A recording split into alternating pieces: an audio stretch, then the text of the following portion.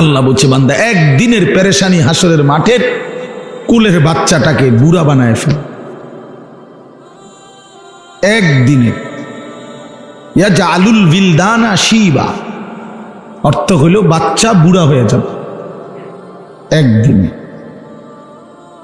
একদিনেই মানুষ বলে না যে ভাই আমার এক সপ্তাহ টেনশনে চুল পাইকা গেছে, বুঝেন নাই কথাটা? এমন বিপদ গেছে ভাই আমার উপরে, এমন মুসিবত গেছে বলার মতো না। এই 15 দিনের মুসিবতে আমার চুল পাইকা গেছে,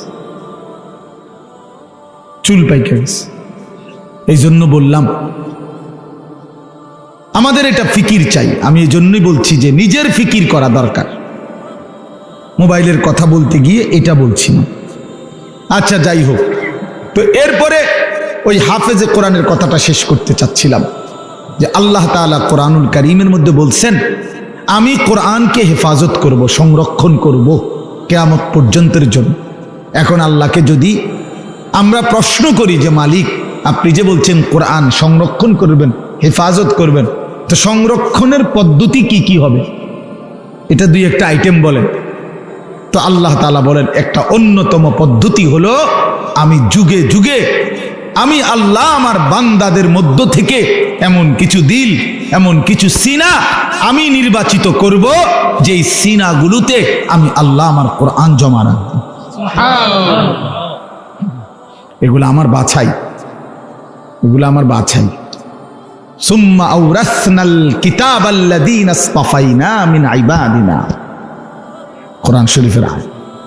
আল্লাহ বলেন আমার কোরআনের জন্য আমি আমার কোটি কোটি বান্দাদের মধ্য থেকে কিছু বান্দাদেরকে আমি আল্লাহ নিজে বাছাই করেছি। ইসতাফাইনা, ইসতাফাইনা অর্থ আমি বাছাই করেছি। এক দেশ, এক জাতি, এক গ্রাম, এক মহল্লা, এক অঞ্চল থেকে আমি আল্লাহ তাআলা প্রতিদিন, প্রতি মুহূর্তে, প্রতি যুগে আমি কিছু আমার বান্দা আলাদা সিলেক্ট করি, পছন্দ করে নেই, বাছাই করে নেই। যেই দিলগুলো আমি আল্লাহ নিজেই বাছাই করেছি, এই দিলে আমি আমার কোরআন রাখবো। এজন্য কোরআন শরীফে আছে মুমিনের দিলে, ইমানদারের দিলে কোরআন আল্লাহ জমা করে। হাফেজ সাহেব না, হাফেজ সাহেব হাফেজ বানায় না, আল্লাহ তাআলা বানায়। হাফেজ সাহেবের হাতে অনেক ছেলে ভাগ্যও যায়, যাতে ভাগ্য কা বলেন, ভাগ্য যায় না, তাইলে সব ছেলে তো হাফেজ হয় না। তো আল্লাহ তাআলা কোরআনুল কারীমে স্পষ্ট বলছেন ইন্না আলাইনা জামআহু ওয়া কুরআনা, নিশ্চয়ই অন্তরের মধ্যে কোরআন বসিয়ে দেওয়া, জামআহু মানে জমা করা, এবং ওয়া কুরআনাহু এবং সেটাকে তেলাওয়াত করা। এই কুরআনাহু মানে হলো পড়া, তেলাওয়াত করা এবং অন্তরে জমা করে দেওয়া, উভয়টাই আমি আল্লাহ নিজের দায়িত্বে নিলাম। এটা আমি নিলাম। নাহলে 8 বছরের বাচ্চা আল্লাহর কোরআন পড়তে পারা এটা চারটিখানি কথা না। 10 বছরের বাচ্চা 30 পারা আল্লাহর কোরআন টানা বলতে পারে, এ খামখেয়ালি কথা না। এটা আল্লাহ তাআলার ফয়সালা, আল্লাহ তাআলার তৌফিক, আল্লাহর বাছাই, আল্লাহর মনোনয়ন, আল্লাহর পছন্দ, আল্লাহর দয়া, কারাম, ইহসান, মেহেরবানি, খোদার কসম কায়নাতের সর্বশ্রেষ্ঠ পাওয়া। গোটা পৃথিবী যদি কেউ 1012 পায়, গোটা দুনিয়া, আর আল্লাহর কোরআন যদি কেউ 1 আয়াত পায়, তো এটাই দামি, এটাই দামি। বাকি এটা বুঝবে সে, দিল আছে যার, আখিরাত চিনে যে। একই জিনিস সবাই কদর বুঝবে এমন কোনো জরুরি না, এমন কোনো জরুরি না, এমন কোনো জরুরি না। এজন্য বললাম প্রতিটা হাফেজে কোরআন আল্লাহর বাছাই। কার বাছাই? বাপ আল্লাহ।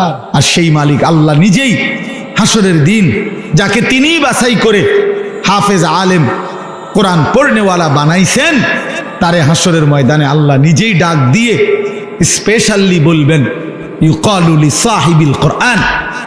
আল্লাহ নবী সাল্লাল্লাহু আলাইহি সাল্লাম বলেন কিয়ামতের দিন আল্লাহ তাআলার পক্ষ থেকে হাফেজে কোরআন, কোরআন পড়নেওয়ালা, তাকে আল্লাহর পক্ষ থেকে বলা হবে ইকরা ওয়ারতাকি, আমার বান্দা তুমি আমার কালাম পড়ো আর জান্নাতের উপরে উঠতে থাকো। ওয়ারাত্তিল কামা কুনতা তুরাত্তিলু ফিদ দুনিয়া। আর বলবেন আমার বান্দা আস্তে আস্তে পড়ো, সুন্দর করে পড়ো, তাড়াহুড়া কইরো না, ধীরে ধীরে পড়ো। তোমার লিফট আমি আল্লাহ অন করে দিছি, তুমি মাঝখান দিয়ে কোনো সুইচ বাটন টিপো না, তুমি কোনো টিপ দিবা না সুইচ, এটা উঠতেছে লিফট, এটা এটার মতোই উঠবে, তুমি শুধু পড়তে থাকো আর তাড়াহুড়াও করো না, আস্তে আস্তে তার তিলের সাথে সুন্দরভাবে যত্ন নিয়ে মহব্বত দিয়ে তাজবিদ মাখরাজ সব বিশুদ্ধ উচ্চারণ ঠিক রেখে তুমি ধীরে ধীরে পড়তে থাকো। তোমার লিফট অন করা আছে, এটা উঠতেছে উঠতেছে উঠতেছে, তো থামবে কখন, থামবে কোথায়? ফাইন্না মানজিলাতাকা ইনদা আখিরি আয়াতিন তাকরাউহা। তোমার তেলাওয়াত যেখানে গিয়ে শেষ হবে, তোমার লিফট স্বয়ংক্রিয়ভাবে সেখানেই থেমে যাবে। ওইটাই তোমার মঞ্জিল, ওইটাই তোমার ঘর, ওইটাই তোমার ফ্ল্যাট, ওইটাই তোমার বাসভবন। হ্যাঁ, 30 পারা কোরআন শেষ করবা তো তুমি 6000-এর চাইতে বেশি তালা পার করে ওইখান থেকে হাত নাড়াইবা যে এই যে ভাই সাহেব আমি এখানে আছি, গ্রামবাসী দেখেন আমি এখানে আছি। এই জন্য কোরআনুল কারীমের হাফেজ অনেক দামি, অনেক দামি। আপনার চোখে এটা একটা সামান্য পাগড়ি, আমাদের চোখে এটা অনেক কিছু, এটা অনেক কিছু।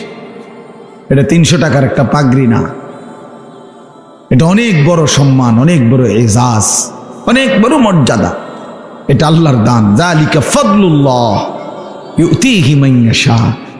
আল্লাহ বলছেন এটা আল্লাহ তাআলার অনুগ্রহ, আর তিনি যাকে ইচ্ছে করেন এমন দয়া তিনি তাকে করেন। আল্লাহই করেন, আল্লাহই করেন। এজন্য স্বপ্ন দেখেন, কলিজা দিয়া ভাইবেন, আল্লাহর কাছে দোয়া করবেন যে আল্লাহ আমার সন্তান যেন হাফিজ কোরআন হয়, আমার সন্তানকে আপনি আপনার সেই পছন্দনীয় বান্দাদের অন্তর্ভুক্ত করেন, যাদের জন্য আপনি কোরআন দিবেন, যাদের সিনায় আপনি সিদ্ধান্ত নিছেন আমার ছেলেটাকে সেই দলভুক্ত করে দিয়েন। আমিন। আল্লাহ আমাদেরকে কবুল করে নেন। আমাদের প্রত্যেকের সন্তানকে আল্লাহ তাআলা কোরআন পৃষ্টিতে, এখন আর এগুলো কিচ্ছু দেখাইতে হয় না, আলহামদুলিল্লাহ। এত বেশি মুসলমান চিনে এখন যে বাচ্চাকে দিন শিখাবে, তো নুরানি পদ্ধতির চাইতে বিকল্প, এর চাইতে সুন্দর চমৎকার কিছু আছে আমার জানা নেই, আর এর চাইতে সুন্দর কিছু জানা নেই। এমন চমৎকার, এমন নিখুঁত উপস্থাপনা আর কোনোখানে নাই, কোনোখানে নাই। একটা একটা করে 3টা চাদর, কোনটা বিছাইলাম, কোনটা আগে দিলাম, কোনটা বামেরটা আগে ডানেরটা পরে, 3টা বান দিলাম, প্রথম বান মাথায়, এইভাবে নিখুঁত উপস্থাপনা এবং নিখুঁত চমৎকার সুন্দর বলা। নুরানি পদ্ধতির চাইতে আদর্শ পদ্ধতি, চমৎকার পদ্ধতি ছোট বাচ্চাকে দিন শিখানোর, কালেমা শিখানোর, ইসলাম শিখানোর, এর চাইতে আদর্শ কোনো সিস্টেম অন্য কারো কাছে নাই। আলহামদুলিল্লাহ। আমি মদিনা শরীফ মসজিদে নববীতে রাসূলুল্লাহ সাল্লাল্লাহু আলাইহি ওয়াসাল্লামের রওজায়ে আতহার যেখানে, সেই মদিনা শরীফে মসজিদে নববীতে মদিনার বাচ্চারা, ছোট ছোট বাচ্চারা মদিনা শরীফের এই মসজিদে নববীতেই মক্তব পড়ে। ফজরের পরে, আসরের পরে মক্তব আছে, ওইখানে অনেক উস্তাদ আছে, আলাদা আলাদা খুঁটির পাশে পাশে উস্তাদরা বসে, আর এই মদিনার সুন্দর সুন্দর ছোট ছোট বাচ্চাগুলা এগুলা পড়তে আসে। আমি অনেক সময় ওগুলোর লগে বসে বসে দেখি, এ হজ উমরায় গেলে। তো আমি নিজে আপনার এরকম বাচ্চা, একবার এক বাচ্চারে বললাম তোমার বইটা দাও, এটা একটু আরবিতে, পাই দিচ্ছে না আমারে। আমি অনেকবার বললাম তোমার এটা দাও আমারে, আমি একটু দেখি। তো তার পাশের ছেলেটা হাসতে হাসতে বলতেছে ওটা ছিঁড়া, ছিঁড়া ছিঁড়া দেখে দেয় না, তুমি আমারটা নাও, ওরটা দিতে গেছি। এরপরে আমি ওই বাচ্চারটা নিলাম। এরপরে প্রথম পৃষ্ঠার দিকে খুলে দেখি এই বাচ্চাদের এই মদিনায় আরবে যে বইটা, কায়দাটা বাচ্চাদের মক্তবের, ওটার মধ্যে একবার স্পষ্ট বড় অক্ষরে লেখা আছে আল কায়দাতুন নুরানিয়া, নুরানি কায়দা। আমি পরে 4 রিয়াল দিয়া এটা কিনে আনছি। আমার কাছে আছে নুরানি কায়দা, মানে এই নুরানি পদ্ধতি হযরত মাওলানা কারি বেলায়েত হোসাইন রহমতুল্লাহ আলাইহি এই মহামানুষটি 43 বছর একটানা উনি বলছেন আমাকে, হাফিজি হুজুর রহমতুল্লাহ আলাইহি বলছিলেন, হাফিজি হুজুর বলছিলেন, হাকিমুল উম্মত মুজাদ্দিদুল মিল্লাত হযরত মাওলানা শাহ আশরাফ আলী থানভী রহমতুল্লাহ আলাইহি আজাল্লে বড় উঁচা একজন খলিফা ছিলেন হাফিজি হুজুর রহমতুল্লাহ আলাইহি। বাংলাদেশের সমস্ত ইমানদার ওনার নাম জানে, হাফিজি রহমতুল্লাহ আলাইহি। এই উনি উনারে বলছিলেন কারি বেলায়েত হোসেন সাহেবকে যে আপনি এমন একটা সুন্দর সহজ কোনো কৌশল, মুসলমানের বাচ্চারা দিন শিখবে, সূরা কেরাত দোয়া কালাম শিখবে, আপনি একটা পদ্ধতি বাহির করেন। উনি 43 বছর একটানা ওই নুরানির বই, বাচ্চাদের যে বই পড়ায়, আপনি বইয়ের শুরুতে ভূমিকাতে এটা লেখা আছে, উনি বলছেন আমার 43 বছরের সাধনার ফসল এই নুরানি পদ্ধতি। এই সুরে সুরে বলা, এই টাইনা টাইনা বলা, এই কোনটার পরে কোনটা সিরিয়ালে বলা, 2 রাকাত নামাজে 60টি মাসআলা, এই এমনি এমনি এক সুন্দর তালে তালে কর, অজু ভঙ্গের কারণ এতটি, নামাজ ভঙ্গের কারণ এইটা। আমার মাদ্রাসা তো দেখ বাচ্চা ওই যে হুজুরে যে পড়বার সময় এমনি একটু ডুলছে, ও বাচ্চা ওই ঘড়িটা কইবার সময় ডোলে, আরে তো ডোলো কা, ওই যে ওস্তাদ যে এমনি ডুলছে হেতে এই ডুলাটাও ঠিক রাখছে, এমন নিখুঁত, এমন চমৎকার।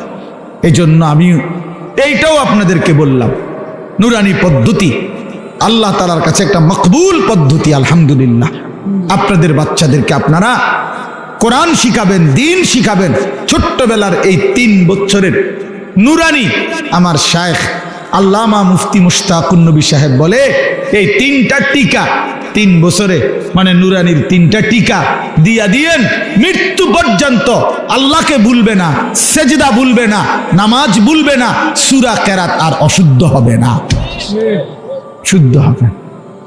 আমার ছোট্ট এই জীবনে, রাগ করেন না, আমার জীবনে আমরাও শত শত জানাজা আমরাও দেখছি, পড়তে গেছি, পড়তে যাই, বহু মাতবর আইয়া জানাজার টাইমের আগের থেকে রেডি হইয়া থাকে, মাইকটাকে দূর বক্তব্য দিব, হ্যাঁ 1 মিনিট 1.5 মিনিট, হ্যাঁ আগের ওয়াক্ত নামাজ পড়ছে কিনা ফরজ সন্দেহ আছে, কিন্তু জানাজার সামনে আগে একবারে রেডি, মানে কুদুর বক্তৃতা দিব এখানে।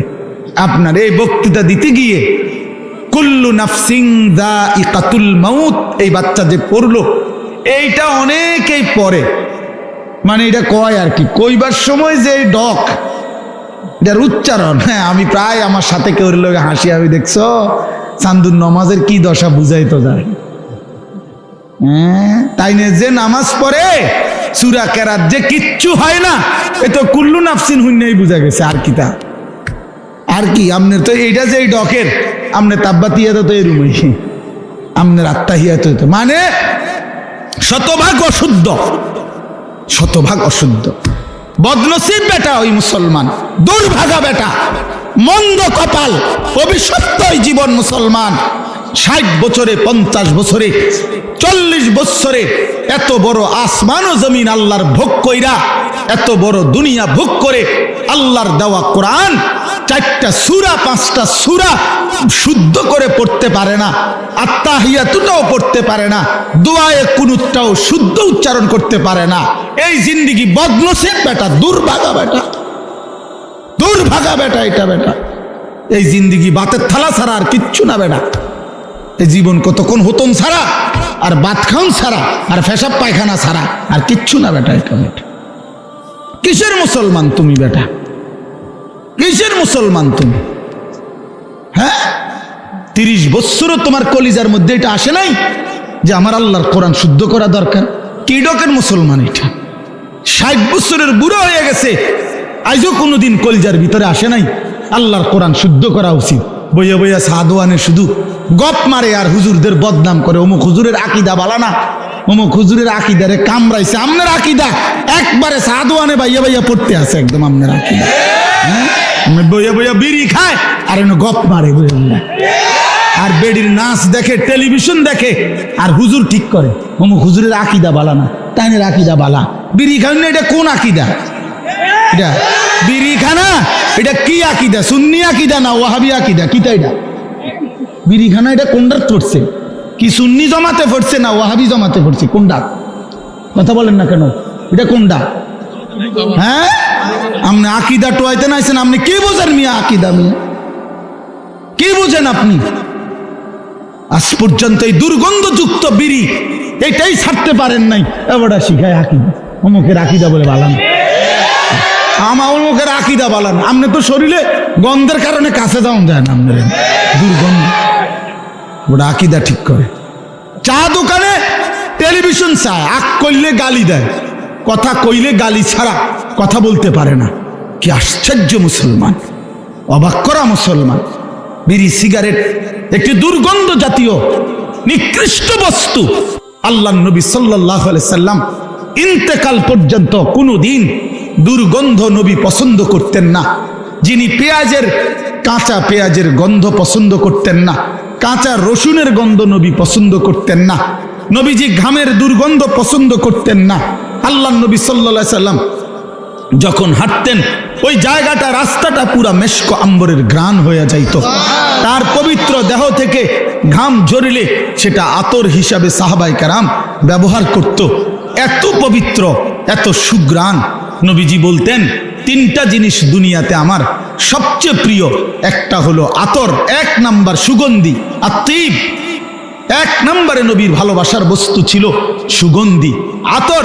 আল্লাহ নবী সাল্লাল্লাহু আলাইহি সাল্লাম, আমি এই মাত্র আমার হারিস ভাই আমার আতর নিচে গা এখন মানে দিছি, এখন ওনার ওই যে বয়ান করলো তোমার বন্ধু দোস্ত মানুষ, আমি আতর লাগাইতেছি, চমৎকার গ্রাম, নেন আপনার হাদিয়া দিলাম, এই যে এখন দিয়ে পড়ছি পকেটেরটা। তো বলতেছিলাম যে আল্লাহ নবী সাল্লাল্লাহু আলাইহি সাল্লামের সবচেয়ে প্রিয় বস্তু ছিল আতর, যিনি কখনোই দুর্গন্ধ পছন্দ করতে পারতেন না। এই মুসলমান, এই দুর্গন্ধওয়ালা, এই বিড়ির গন্ধওয়ালা মুখ নিয়া সেই নবী যিনি চিরদিন সুগন্ধিময় ছিলেন, তার সামনে কেমনে দাঁড়াইবেন সুপারিশের জন্য? লজ্জা করবে না? হ্যাঁ, শরম করবে না? ফেরেশতা যদি ধাক্কা মারে, সর বেড়া আনতে, বেড়া বিড়ির গন্ধে কাঁচাই না, সর, তোর আবার কি সুপারিশ বেড়া? তখন কি বলবেন? তখন কি বলবেন বলেন? ইনসাফ করে বলেন। এজন্য ছেড়ে দেন দুর্গন্ধময় এই বস্তু। যাদের এই বিড়ি সিগারেটের বদ অভ্যাস আছে, এটা নিকৃষ্ট অভ্যাস, নিকৃষ্ট অভ্যাস, এটা বদ অভ্যাস, ফালতু অভ্যাস, ফালতু অভ্যাস। এটা রুচির বিষয়, আত্মসম্মানের বিষয়। কারো গায়ে লাগলে আপনি সেট করে ছাইড়া দেন। ও যদি বলেন হুজুর, একটা হুজুর মানুষ এত বড় কথা কয়, আপনি চললে সেত উঠছিনি, আমি তো কই একটু সেত উঠো, উঠটা কই যা, এত বড় কথা শুনলাম, খাইলাম না এমন বিড়ি।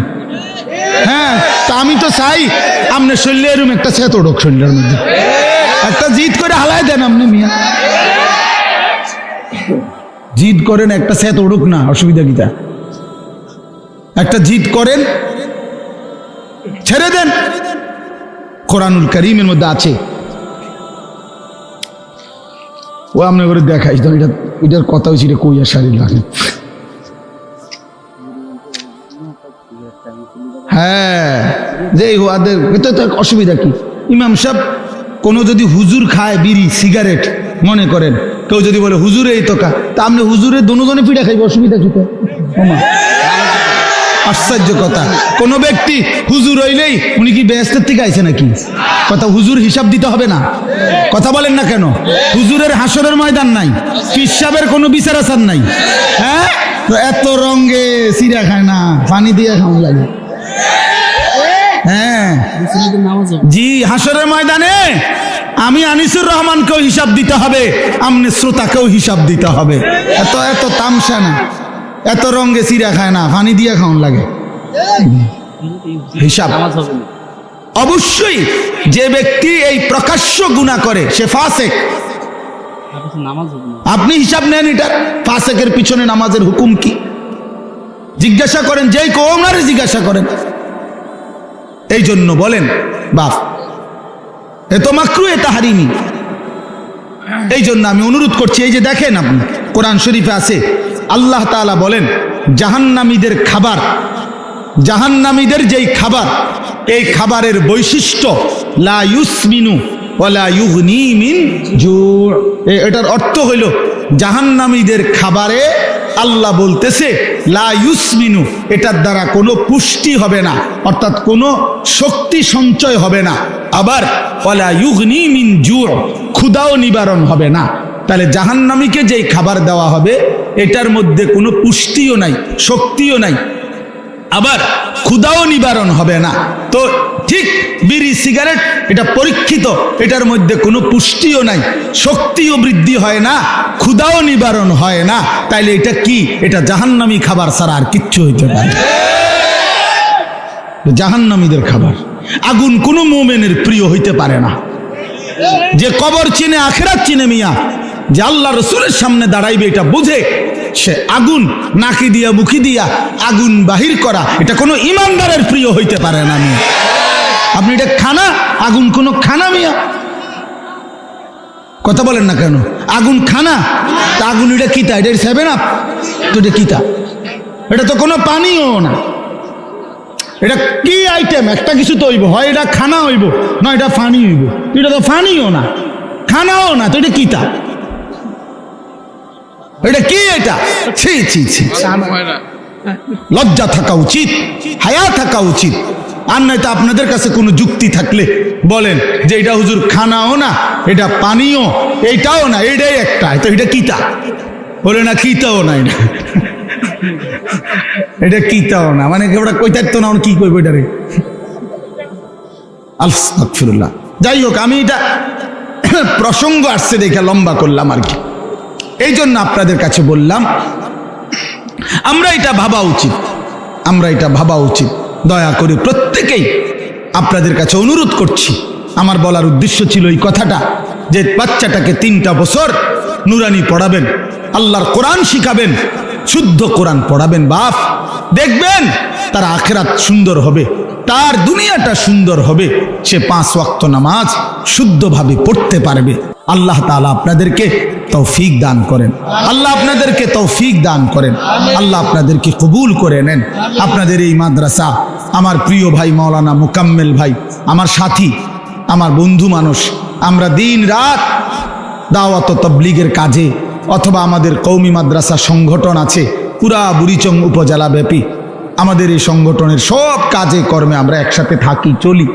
এই জন্য এই মাহফিল, আজকে আমার মাদ্রাসার মাহফিল ছিল, সারা দিন আমার মাদ্রাসায় আমার ব্যস্ততা ছিল।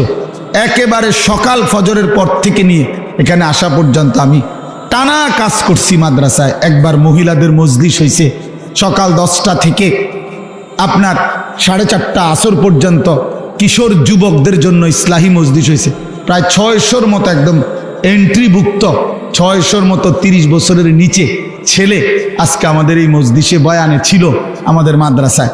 আসরের পর থেকে আবার বয়স্কদের মজলিস হয়েছে, ওইখানে আমি প্রায় 9টা পর্যন্ত বয়ান করে এরপরে এশার নামাজ পড়ে এখানে আসছি।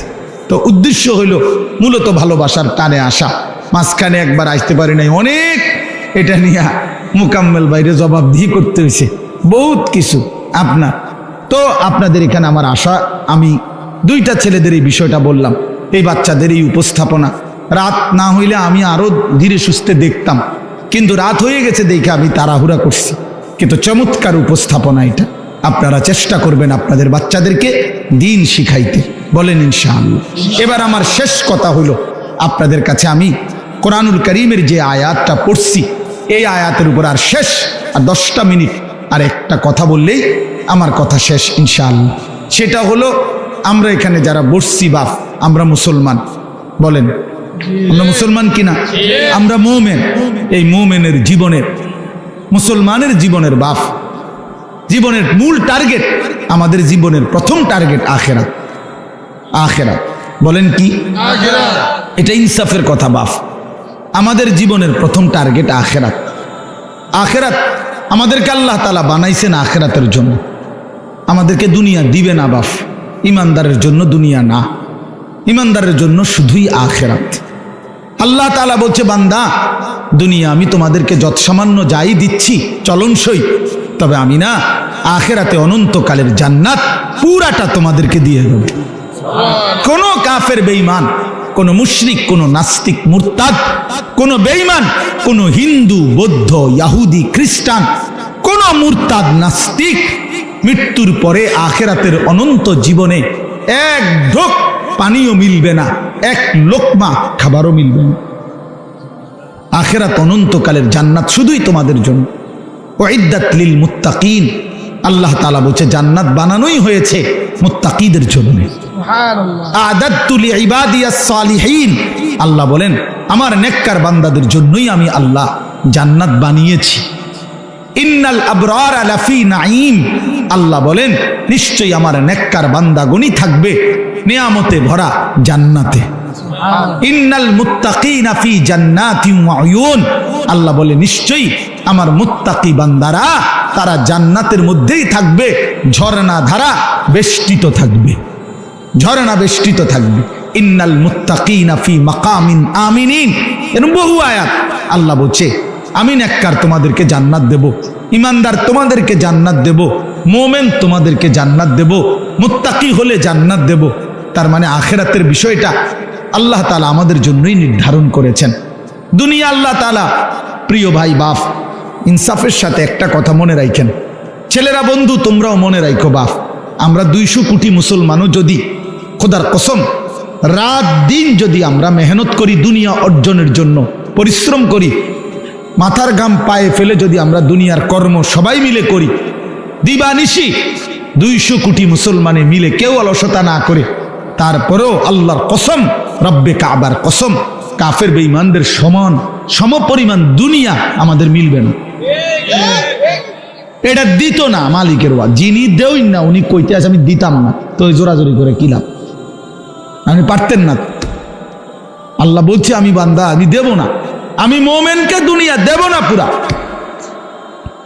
ওয়াদারনি ওয়াল মুকাদ্দিবিনা উলিন নি'মাতি ওয়া মাহহিলহুম কালিলা, আল্লাহ বলছে শোনো বান্দা ইমানদার, এই আমার ইমানদার বান্দা, মিথ্যাবাদী নাফরমানদের জন্য অল্প কিছু সময়ের জন্যে দুনিয়াটা ছেড়ে দাও।